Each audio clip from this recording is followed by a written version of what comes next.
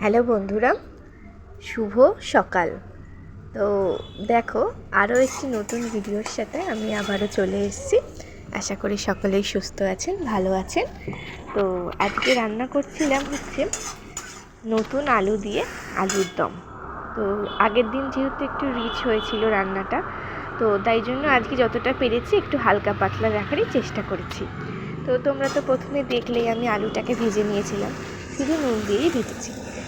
তো নুন হলুদ দিয়ে আলুটাকে তোমরা ভেজে নেওয়ার পরে আমি দেখলে তো কড়ায় তেলে পেঁয়াজ ভাজছিলাম। তো তারপরে আদা রসুনের পেস্ট দিয়েছি, একটু টমেটো কুচি দিয়েছি, দিয়ে মশলাটাকে নুন হলুদ একটু জিরে গুঁড়ো লঙ্কার গুঁড়ো দিয়ে অল্প করে কষাচ্ছি। এখানে দেখো আমি তেলটা কমই ইউজ করেছি। তো তারপরে দেখো কড়াইশুঁটি দিলাম। এটা কিন্তু এমনি কাঁচা কড়াইশুঁটি আমি দিলাম। তো এই সময়তেও তোমরা ধনেপাতা কুচি অ্যাড করতে পারো, তাহলে টেস্টটা খুব ভালো আসবে। আর না হলে তোমরা পরেও দিতে পারো নামানোর আগে, তাতেও কোনো অসুবিধা নেই। তো দেখো আমি কষিয়ে নিলাম মশলাটা। এরপরে ভেজে রাখা আলুগুলো দিয়ে আমি ভালো করে মিশিয়ে নিচ্ছি।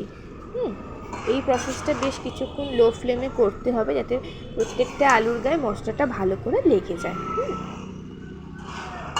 আমি মেশাচ্ছি। মেশানো হয়ে এলে সামান্য পরিমাণ জল দেবে। তোমরা যেরকম ঝোল রাখবে সেরকম জল দেবে। তো উষ্ণ গরম জলও ইউজ করতে পারো এখানে।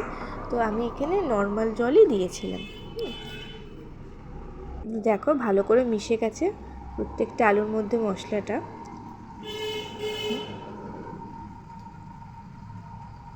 এবার দেখো আমি একটু যতটা ঝোল খাবো সেরকম অনুসারে জল দিয়ে দিয়েছি। দেখো এবার এইটা চাপা দিয়ে কিছুক্ষণ ফুটতে দেবো, যাতে আলুগুলো সিদ্ধ হয়ে যায় ভালো করে।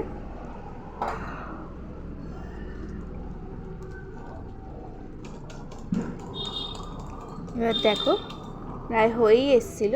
তারপরে আমি নামানোর আগে দিলাম কি গরম মশলা।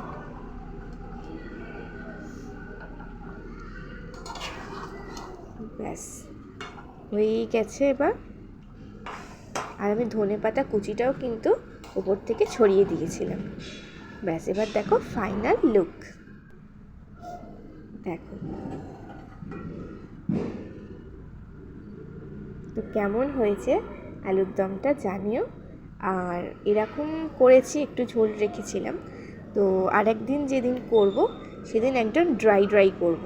মানে ওই আলুটাকে কি আগে থেকে সিদ্ধ করে নিয়ে একদম গায়ে মাখা মাখা মশলা থাকে।